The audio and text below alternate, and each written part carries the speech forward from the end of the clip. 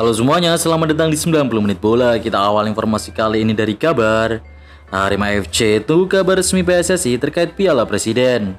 General Manager Arema FC Yusrinal Fitriadi menyampaikan pihaknya masih akan terus menunggu soal ikut atau tidaknya Singoedan di ajang Piala Presiden 2025. Yusrinal mengaku sampai kini belum mendapatkan informasi resmi dari PSSI maupun PT LIB soal Piala Presiden. Kami tergantung dari pihak penyelenggaranya. Mereka ngundang kita atau enggak, kita sih ngikut saja, kata Yusrinal pada Kamis 5 Juni 2025. Memiliki predikat tim dengan gelar juara terbanyak di Piala Presiden, Arema FC masih ingin mengikuti turnamen ini. Namun manajemen Arema FC juga tidak memaksa apabila Singoedan tidak diikutsertakan dalam Piala Presiden 2025. Pindah home base ke Batu, Rans bukan tim satelit Arema FC. Belakangan beredar kabar Rans Nusantara FC akan jadi tim satelit Arema FC.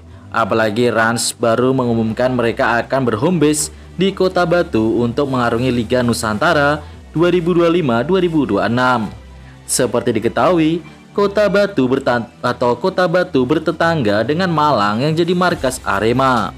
Namun kabar menjadi tim satelit ini diluruskan manajemen Rans Nusantara FC. Mereka memilih Kota Batu sebagai tempat karena sang owner Raffi Ahmad senang dengan situasi kotanya. Sedangkan untuk manajemen, mereka tetap independen dan tidak menjadi bagian dari klub lain.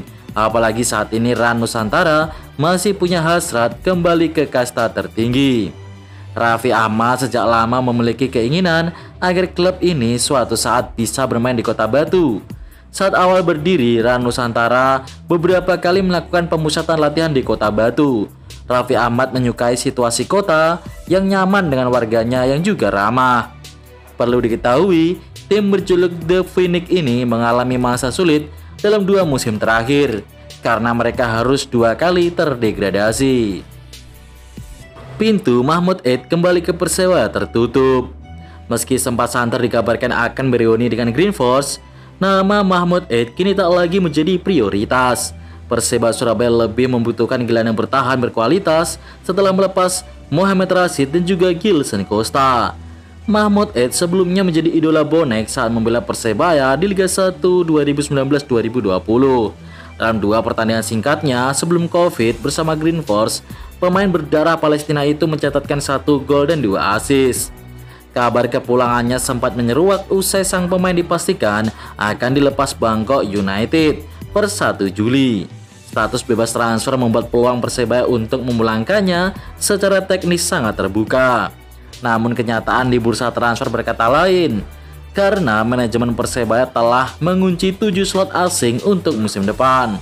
Praktis hanya tersisa 1 kuota pemain asing. Posisi ini dikabarkan akan diisi oleh Pablo Ganet dan yang bertahan asal Guinea Khatulistiwa. Bintang Persebaya didikan Aji Santoso gagal reuni. Rencana reuni besar Persebaya Surabaya bersama para mantan anak asuh Aji Santoso resmi menemui jalan buntu. Bintang Persija Rizky Ridho yang sempat dikabarkan akan pulang kampung dipastikan tak akan dilepas oleh Macan Kemayoran. Kabar ini sontak menyesakkan hati Ponek Mania yang sempat berharap sang kapten timnas Indonesia itu kembali memperkuat tim kebanggaan arek-arek Surabaya. Padahal kans kembalinya Ridho ke Persebaya sempat menguat setelah hadirnya 2 nama lain yang juga ex binaan Aji Santoso. Koko Ari resmi bergabung kembali dengan Persebaya usai sempat membela Madura United. Sementara gelandang Persib Bandung Rahmat Irianto disebut-sebut tinggal menunggu waktu diumumkan secara resmi sebagai pemain anyar Green Force. Ketiganya merupakan didikan Aji Santoso yang pernah jadi fondasi utama Persebaya di musim-musim sebelumnya. Rizky Ridho masih memiliki kontrak di Persija, sementara Persija kabarnya tidak ingin melepas Rizky Ridho musim ini. Pamit dari Persib, Pasos langsung gabung Bayangkara FC. Mantan pelatih kiper Persib Bandung, Luisinho Pasos langsung bereaksi di klub barunya Bayangkara FC. Pelatih kiper asal Brazil tersebut resmi diumumkan berpisah dari Persib Bandung pada Kamis 5 Juni 2025.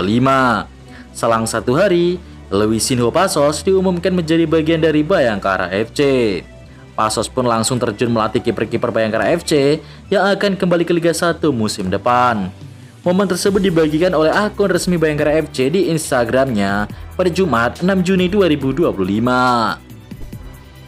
Wow, total denda Persib tembus 1,1 miliar rupiah. Angka yang mencengangkan muncul dari kubu Persib Bandung.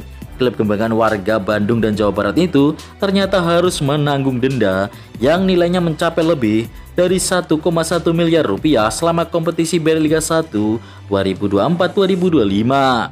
Sanksi tersebut terasa sangat besar meskipun Persib berstatus tim juara dan menjadi satu di antara tim dengan finansial yang bagus.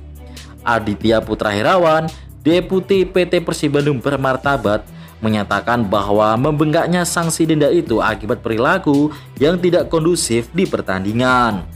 Menurutnya, jika tidak ada perubahan perilaku lapangan atau perilaku di lapangan dan tribun, maka dana klub akan terus terkuras hanya untuk membayar denda, bukan untuk membangun infrastruktur atau memperkuat tim. Tak tinggal diam, ia pun mengajak seluruh bobotoh untuk ikut menjaga kondusivitas agar Persib tidak terus-terusan dirugikan. Benarkah Tom Haye bakal gabung Persija? Isu transfer Tom Haye ke Persija Jakarta mulai mencuat jelang laga penting timnas Indonesia melawan China dan juga Jepang. Gelandang berusia 30 tahun ini akan segera berstatus bebas transfer setelah kontraknya dengan Almere City berakhir. Masa depan Haye memang masih belum jelas, terutama setelah Almere City terdegradasi ke Divisi 2 Liga Belanda. Neil Peterson, co-host akun YouTube Tom Haye sekaligus sahabatnya, memberikan sedikit bocoran tentang situasi sang pemain saat ini. Suatu hari, semoga suatu hari, tapi bagi Tom, yang terpenting adalah bermain di 2 laga akhir timnas Indonesia, ujar Peterson.